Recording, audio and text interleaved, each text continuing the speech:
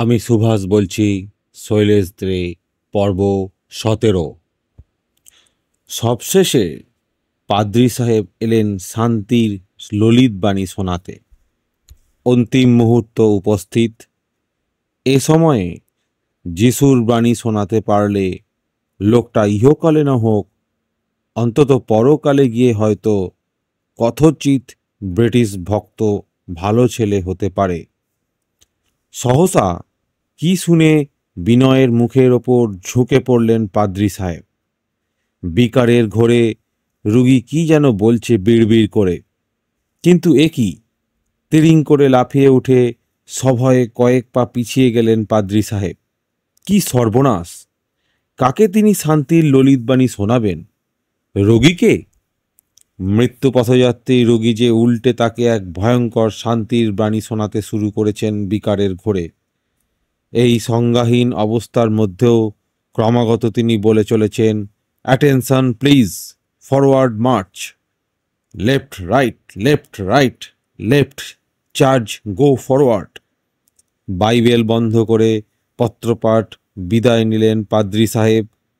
খুব হয়েছে বাবা, আর নয়। এমন ছেলের কাছে আর যেন কোনোদিনও তাঁর ডাক না পড়ে। অদূরে স্তব্ধ হয়ে দাঁড়িয়ে আছেন পিতা রেবতীমোহন বোস। না, দুঃখ নয়, নিজে তিনি নাম করা শিকারী। জীবনে কোনোদিনও তার গুলি মিস হয়নি। ছেলেও হয়েছেন তেমনি বাপকা বেটা। একটা গুলিও তার মিস হয়নি। 10 জনের কাছে এমন ছেলের বাপ বলে পরিচয় দিয়েও সুখ। শিয়রে মা, ধৈর্য ও সহিষ্ণুতার প্রতিমূর্তি যেন। নিশ্চল পাষাণের মতো সেই কখন থেকে তিনি দাঁড়িয়ে আছেন ছেলের শিয়রে। একটি কথাও বলেননি।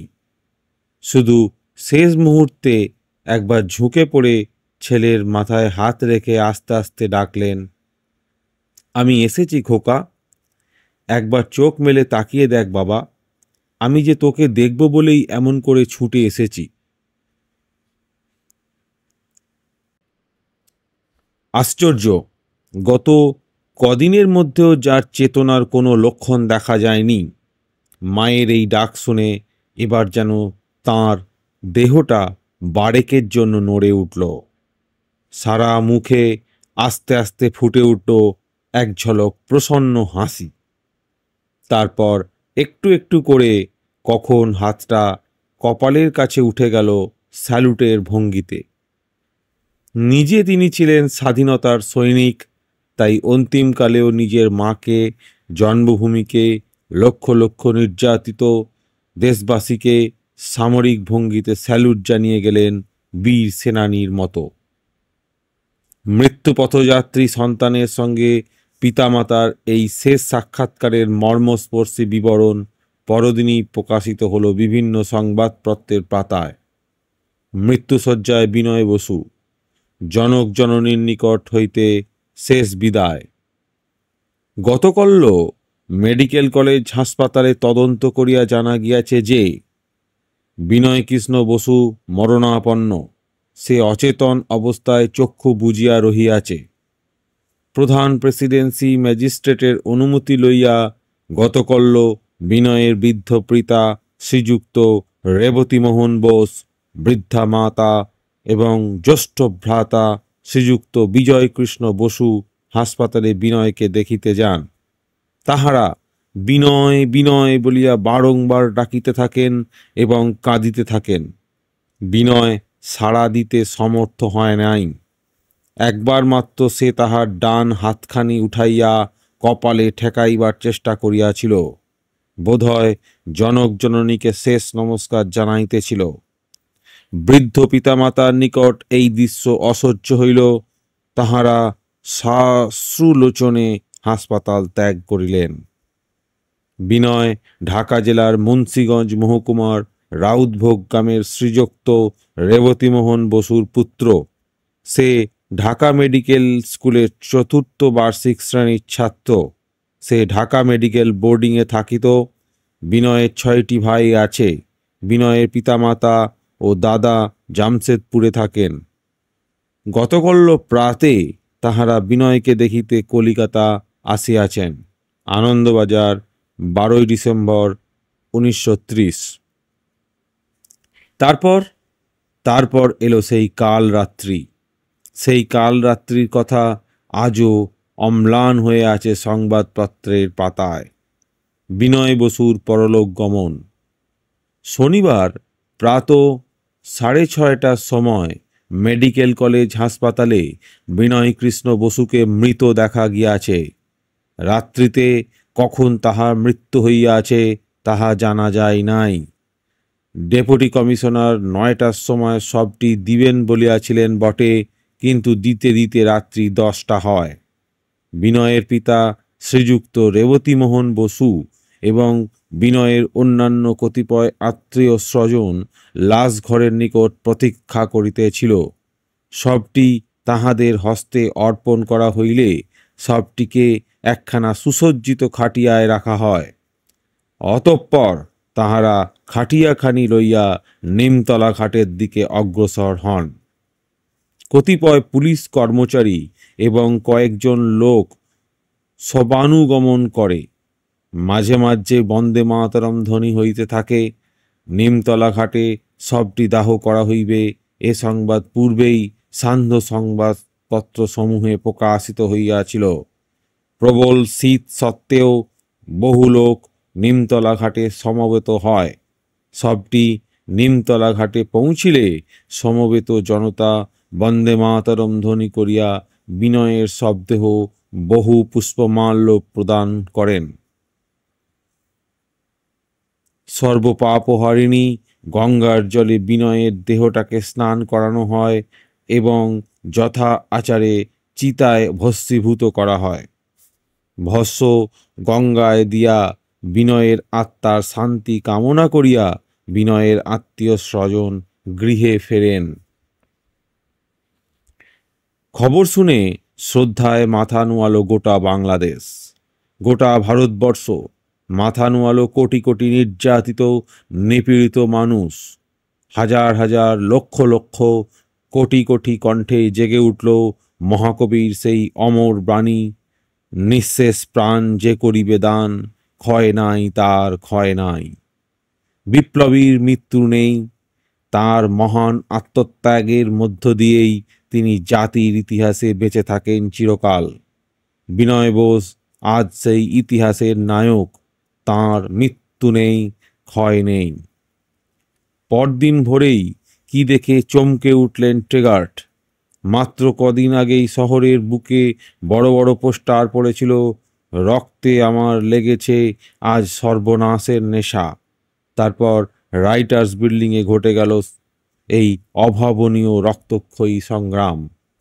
আশ্চর্য, আজ আবার সেই পোস্টার, রাশি রাশি পোস্টার। লেখা রয়েছে বিনয়েস ব্লাড বেকনস ফর মোর ব্লাড। অথই ভাবনা সাগরে ডুব দিলেন চার্লস ট্রেগার্ট। আরও রক্ত, কি ভয়ঙ্কর কথা! তবে কি ঝড় থেমে যায়নি? বিনয়ের ঘটনা কি তার সূচনা মাত্র? তাহলে কোথায় এর শেষ, কোথায় সমাপ্তি?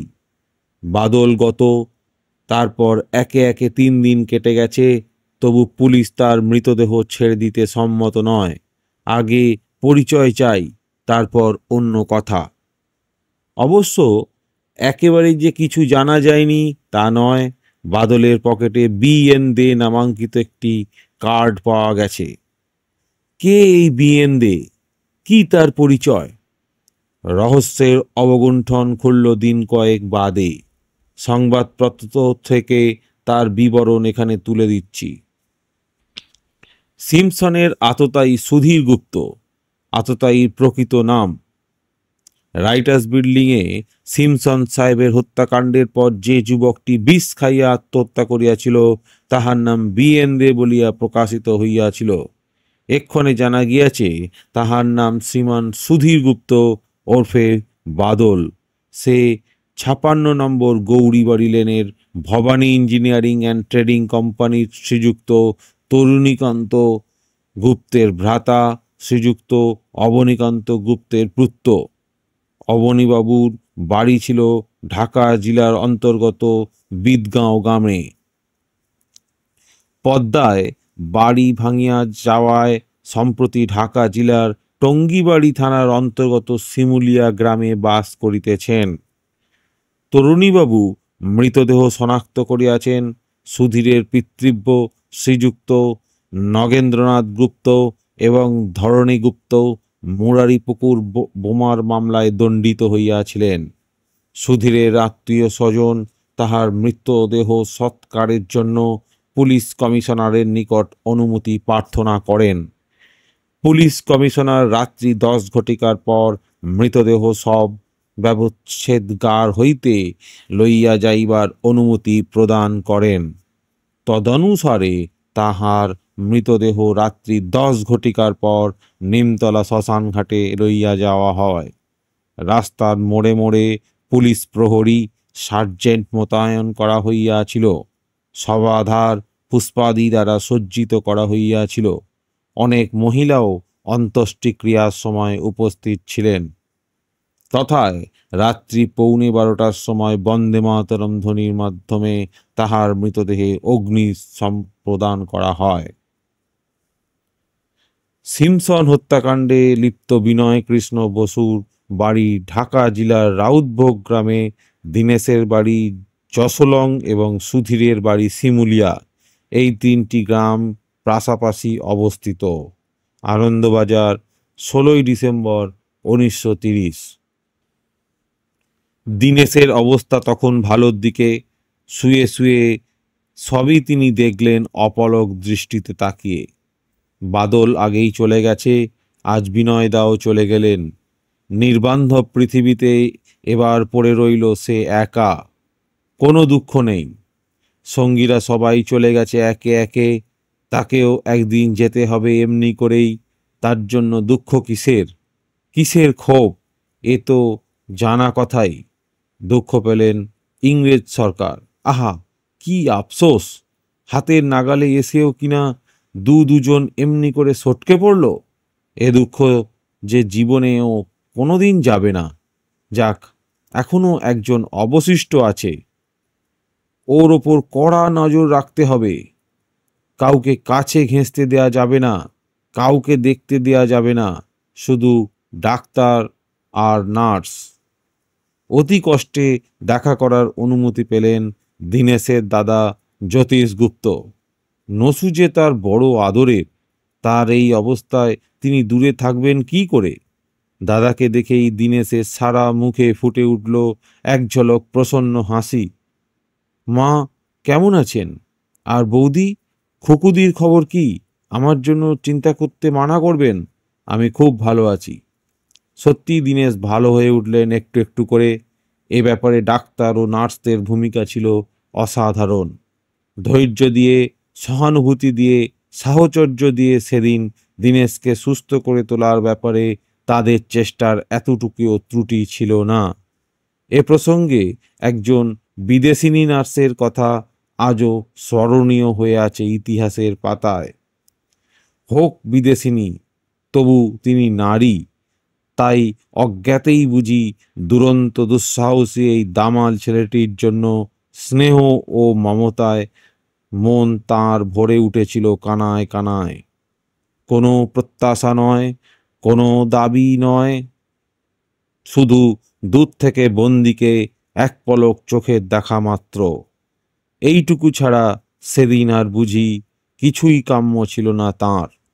ব্যাপারটা লক্ষ্য করে দীনেশ একদিন রহস্য করে বললেন, sorry nurse, I am still breathing, may God grant you long life. এদিকে ওদিকে দেখে নিয়ে এগিয়ে এসে চাপা গলায় বললেন বিদেশিনী, why did you take poison and shoot your self Dinesh উত্তর দিলেন, just to finish myself after the completion of work. Committing suicide is a crime, no? It was nothing of a suicide. It was self-immolation, a voluntary death, a death of fulfillment and not despair. এক মুহূর্তের দ্বিধা, তারপরই ব্যাকুলভাবে প্রশ্ন করলেন বিদেশিনী, do you hate me? Do you hate all the Britishers? No, I hate those who want to rule over us, directly or indirectly.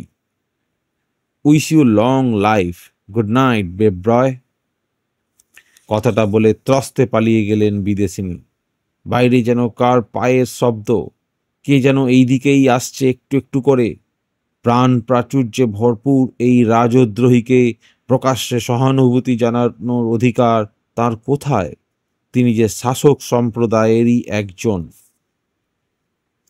Medical college থেকে আলিপুর জেলের কন্ডেমড সেল, সাধারণত ফাঁসির আসামিদেরই এই কন্ডেমড সেলে রাখা হয়। অবশেষে একদিন আলিপুরের সেশন জজ গার্লিকের সভাপতিত্বে স্পেশাল ট্রাইব্যুনালে শুরু হলো তার বিচারের পালা। এ সম্বন্ধে এতটুকুও উৎসাহ দেখা গেল না দীনেশের দিক থেকে। শুভানুধ্যায়ীদের উদ্দেশ্যে একটি কথাই তিনি জানিয়ে দিলেন বারবার, ওসব জেনে আমার কি হবে? আমি যা ভালো বুঝেছি করেছি, এবার ওদের বিচার ওরা করুক, তা নিয়ে আমার কোনো মাথা ব্যথা নেই। দীনেশের মাথা ব্যথা না থাকলেও বাংলাদেশের লক্ষ লক্ষ নির্যাতিত নিপীড়িত মানুষগুলির কিন্তু সেদিন দুর্ভাবনার অন্ত ছিল না মল্লিকা। বিচারের দিনে আদালত প্রাঙ্গণে উপস্থিত জনতার সে কি বিরাট উত্তেজনা, সে কি অভাবনীয় চাঞ্চল্য। সবাই চায় স্বাধীনতার বীর বিপ্লবী দীনেশকে দূর থেকে একবার দেখতে, তাদের অন্তরের শ্রদ্ধা জানাতে। দীনেশ যে তাদের বড় গর্বের ধন, অদৃষ্টে তার জন্য কি অপেক্ষা করে আছে কে জানে। দীনেশ নির্বিকার, কন্ডেমড সেলের অভ্যন্তরে জীবন কাটে তার একই তালে। সেখানে একই রং নিয়ে আসে ভোরের সূর্য, স্তব্ধ দুপুর আর শান্ত বিকেল। উঁচু পাঁচিল ঘেরা এই বিচিত্র পৃথিবীতে সব কিছুই যেন বর্ণহীন, স্বাধীন, বৈচিত্র্যহীন। নিস্তরঙ্গ নদীতে ঢেউ তুললেন সুভাষ। সেবার এসেছিলেন নিখিল ভারত লাঞ্ছিত রাজনৈতিক দিবস উপলক্ষে দক্ষিণ কলকাতার শোভাযাত্রা পরিচালনা করবার জন্য 9 মাসের কারাদণ্ড মাথায় নিয়ে। এবার আইন অমান্য করে। আইন অমান্য আন্দোলনে দণ্ডিত বন্দীদের ভিড়ে আলিপুর জেল তখন জমজমাট। সুভাষ থেকে শুরু করে হেমচন্দ্র ঘোষ, হরিকুমার চক্রবর্তী, বিপিন গাঙ্গুলি, পূর্ণ দাস, নিশি গাঙ্গুলি, জীবনলাল চট্টোপাধ্যায়, কেউ বাদ নেই। কারাগারে সুভাষের উপস্থিতি মানেই ঝড়। বলা বাহুল্য যে এবারও তার ব্যতিক্রম হলো না। দেখতে দেখতেই আবার একদিন ঝড় উঠল নতুন করে, উদ্দাম ঝড়। খবর পেয়ে সঙ্গে সঙ্গে জেলার মিস্টার সোয়ান ছুটে এলেন হন্তদন্ত হয়ে। যাতে আইরিশ হলেও আপোসহীন বিপ্লবী সুভাষের প্রতি মনে মনে তার শ্রদ্ধা ছিল অপরিসীম। বলুন, আপনার জন্য আমি কি করতে পারি? প্রশ্ন করলেন জেলার মিস্টার সোয়ান। আমি জেলের ভিতরে সরস্বতী পুজো করব, অবিলম্বে ব্যবস্থা করুন। বেশ, তাই হবে, আমি ব্যবস্থা করে দিচ্ছি। তাই করুন। আর হ্যাঁ, সবাইকে নিয়ে আমি একসঙ্গে মায়ের পায়ে অঞ্জলি দেব, কাউকে বাদ দিলে চলবে না। দীনেশ গুপ্ত, রামকৃষ্ণ বিশ্বাস, ওদেরও আমরা চাই। মাথায় হাত দিয়ে বসলেন মিস্টার সোয়ান। বলে কি, কন্ডেমড সেলের আসামিদের তিনি বাইরে আসার সুযোগ দেবেন কি করে? ইতিপূর্বে বেলফাস্ট জেলে এমন বহু বিপ্লবী তিনি দেখেছেন, কিন্তু এমন অদ্ভুত দাবি এর আগে কোথাও তিনি শোনেননি। এ যে একেবারেই অসম্ভব। কিন্তু দাবি তুলেছেন স্বয়ং সুভাষ বোস। সোজা লোক তো নন, হয়তো এ নিয়ে একটা তুমুল কাণ্ড বাঁধিয়ে বসবেন। কাজ নেই বাপু অত ঝামেলা করে, আমি বিশ্বাস করে তোমার উপর সব ছেড়ে দিচ্ছি। দেখো বাপু, আর যাই হোক, গরিবের চাকরিটা যেন না যায়। শুরু হলো পূজার আয়োজন। কিন্তু এ কি কাণ্ড দেখে চোখে পলক ফেলতেও বুঝি ভুলে গেল শ্বেতাঙ্গ শাসক সম্প্রদায়। শেষে কিনা পুজো প্যান্ডেলে জাতীয় পতাকা উত্তোলন! ব্রিটিশ কারাগারে এ কথা যে চিন্তাও করা যায় না। শিগগির মানা করো ওকে। কে মানা করবে? কে যাবে সাধ করে ওই জ্বলন্ত আগ্নেয়গিরির মুখোমুখি দাঁড়াতে? ঝড়ে উড়ে যেতে হবে না? এখানেই শেষ নয়, সেদিন আরও কিছু রহস্য অপেক্ষা করেছিল উপস্থিত রাজনৈতিক বন্দীদের অদৃষ্টে। সে রহস্যের অবগুণ্ঠন খুলল আরও কিছুক্ষণ পরে। পুজো শেষ, এবার অঞ্জলি দেবার পালা। সহসা এক কাণ্ড করে বসলেন সুভাষ। কন্ডেম সেল থেকে দুজনকে নিয়ে পুজো মণ্ডপের দিকে যেতে যেতে আচমকা তিনি এক ধাক্কা মেরে দীনেশের সামনের 1 নম্বর ওয়ার্ডে ঢুকিয়ে দিয়ে একা রামকৃষ্ণকে নিয়েই এগিয়ে চললেন প্যান্ডেলের দিকে। ওখানে তার দলীয় সুনীল সেনগুপ্ত রয়েছেন। এমন সুযোগ আর কখনো মিলবে না। এমন নিভৃত অবসর কিছু বলার থাকলে এই বেলা বলে নিক। দীর্ঘদিনভাবে পরিচিত সহকর্মীকে পাশে পেয়ে সে কি আনন্দ তখন দীনেশের। মুক্তি, মুক্তি, মুক্তি! সাময়িকভাবে হলেও কন্ডেম সেলের বাইরে এসে আবার যে তিনি কোনোদিন প্রিয়জনের সঙ্গে এমনি করে মিলতে পারবেন, তা বুঝি তার স্বপ্নেরও অগোচর ছিল। আনন্দে আবেগে সুনীলবাবুকে জড়িয়ে ধরে একটি কথাই দীনেশ বলতে লাগলেন বারবার, হেমদাকে বলবেন আমি ঠিকই আছি। আমার জীবনের জীবন্ত আদর্শ হলো বাদল আর বিনয়দা। সে আদর্শ আমি জীবনের শেষ মুহূর্ত পর্যন্ত বজায় রাখব।